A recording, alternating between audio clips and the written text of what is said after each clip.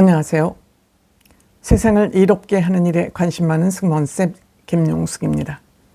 18일 날 윤석열 대통령이 헌법심판소의 심판을 위해서 구치소에서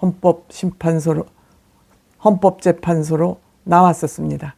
그런데 정작 재판에 직접 참여하지 않고 다시 구치소로 돌아가는 그런 일이 생겼습니다.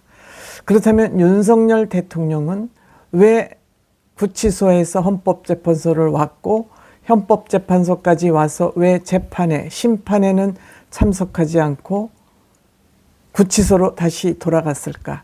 이 문제에 대해서 많은 사람들이 궁금해하고 있습니다. 혹시 하야를 하는 것 아닌가? 하야를 하기 위한 경고성 메시지 아닌가 이런 생각을 하게 됩니다. 이 문제와 관련해서 저는 윤석열 대통령이 하야를 하는 것이 명예로운 퇴진이라고 생각한다고 말씀드린 바 있습니다. 물론 탄핵이 인용되고 기각되고와 상관없이 가장 윤석열 대통령이 명예롭게 퇴진하는 방법은 스스로 하야다.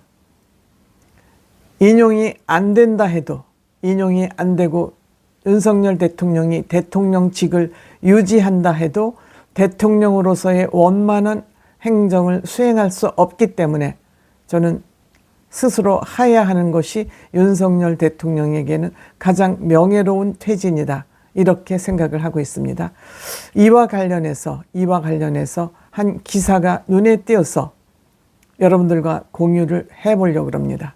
이 기사는 머니투데이 기사입니다. 기사를 작성한 사람은 민동훈 기자입니다. 제목은 이렇습니다.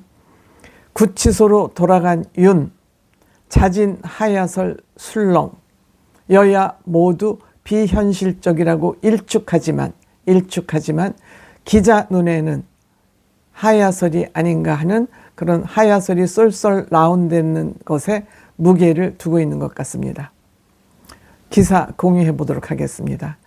윤석열 대통령 대리인단의 중대 결심 발언으로부터 촉발된 윤석열 대통령 자진 하야설이 윤 대통령의 탄핵 심판 불참으로 거듭 주목을 받고 있다.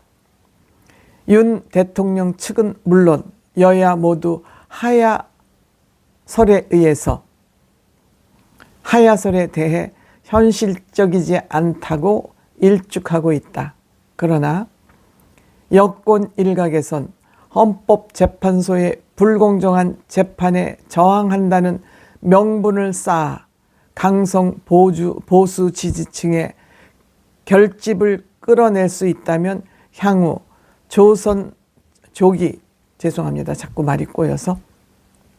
조기 대선 전국의 정권 재창출 등 정치적 활로를 찾을 수도 있다는 점에서 충분히 검토해 볼 만한 카드라는 주장도 나온다. 저와 생각이 같은 주장이죠.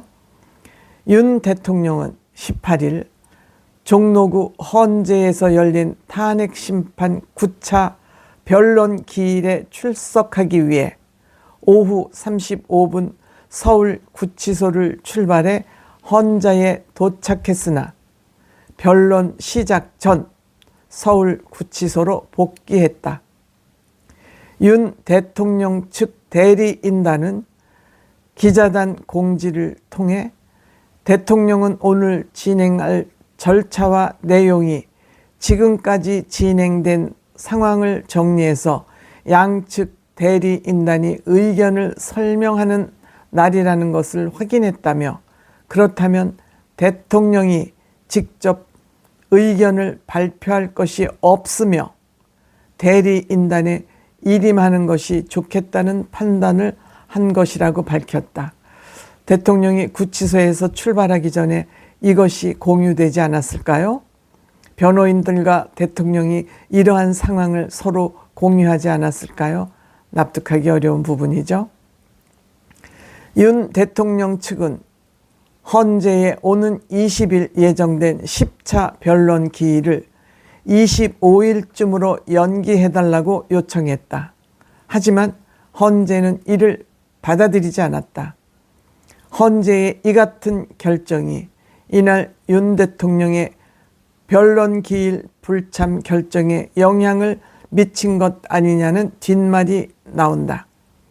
일각에선 윤 대통령 대리인단이 지난 8차 변론 기일 직후 윤 대통령의 중대 결심 가능성을 시사한 만큼 자진 하야 카드까지 염두에 둔 것 아니냐는 이야기가 나온다.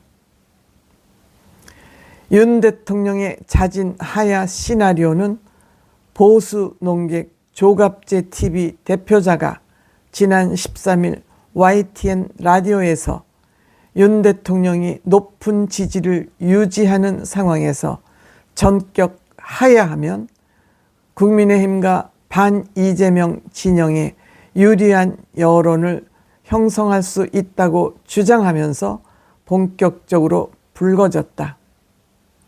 그러나 국민의힘 등 여권은 현실적이지 않다며 일축했다. 권영세 국민의힘 비상대책위원장은 전날 관훈 클럽 초청 토론회에서 현실적으로 고려되지 않은 것으로 생각하고 고려하고 있다라도 옳은 방법이 아니다라며 밝혔다. 친윤계 5선 중진 나경원 의원도 같은 날 국회에서 기자들과 만나 지금 그런 걸 논의할 때가 아니라고 생각한다고 했다. 윤 대통령 대리인단과 대통령 측도 자진 하야설에 대해 일고의 가치도 없다고 입장을 밝혔다. 야권은 탄핵 심판 중인 대통령이 하야할 권한이 없다는 입장이다.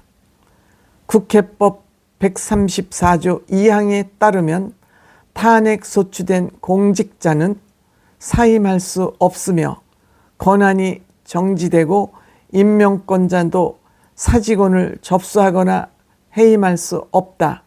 다만 대통령이 이 규정의 적용을 받는지에 대해선 논란의 소지가 있다. 박지원 의원은 지난 16일 SNS에 헌재 파면 선고를 예측해서인지 윤석열 내란 수계 측에서는 변호인 총사퇴 등 하야의 목소리가 흘러나오기 시작했다며 모든 공직자는 소추 기소가 되면, 즉 재판에 넘겨지면 그런 소리죠. 자진 사퇴가 불가능하고 그 결과를 기다려야 한다고 주장했다. 이거 보면 탄핵을 주장했던 야권이 이런 얘기를 하는 것을 보면 떨고 있다. 윤석열 대통령이 자진 하야하는 것을 두려워하고 있다. 저는 이런 생각이 듭니다. 법률적으로 탄핵 소추된 대통령의 하야가 가능한지 여부와는 별개로 헌재의 불공정성에 저항한다는 명분을 앞세워 강경 보수 세력의 집결을 노려볼 수 있다는 점에서 윤 대통령 측은 물론 여권 전체의 정치적 생존을 위해 고려해 볼 만한 카드라는 분석이 나온다. 제 생각이 저는 이 기자하고 같다고 생각됩니다. 이는 윤 대통령이 보수의 길을 열어줘야 한다는 당 일각의 목소리와도 연결된다. 때문에 제 개인 생각으로는 윤석열 대통령이 자진 하야를 위한 과정을 밟고 있다. 저는 이렇게 생각합니다. 탄핵 인용의 경우 정권 심판의 의미가 강하지만 자진 하야의 경우 정치적 희생양인 양 순교자 프레임으로 반전을 노려볼 수 있다는 얘기다. 특히 보수층 내에 반 이재명 정서와 결합하면 강한 결집력을 발휘할 가능성이 높다. 이는 조기 대선이 현실화할 경우 국민의힘 대선 전략의 핵심 동력이 될 수 있다는 점이다. 그렇죠. 이것이 윤석열 대통령이 국민의힘과 대한민국 보수를 위해서 마지막 헌신이다. 이렇게 생각됩니다. 하지만 여권 내부에서조차 비판의 목소리가 나오는 만큼 현실화 가능성은 적다는 분석이다. 친한계로 분류되는 김상욱 국민의힘 의원은 이날 CBS 라디오 김현정의 뉴스쇼에 나와 이어 하야를 하시려면 12월 3, 4일 그때 이후 즉시 하야를 하는 것이 의미가 있을 수 있지만 지금은 정확하게 어떤 일이 있었는지 헌법재판소의 판단을 받아 그 판단을 역사의 기록으로 남겨야 한다며 그래야만 우리 헌정사에 이런 일이 다시는 반복되지 않는다고 강조했다. 물론 역사의 헌정사를 남기는 것도 중요하지만 무조건 이재명이 다음 차기 대통령으로 당선되는 것을 막기 위해서는 윤석열 대통령이 하야를 통해서 보수의 결집을 원하는 것이 저는 바른 생각이다. 이렇게 생각합니다.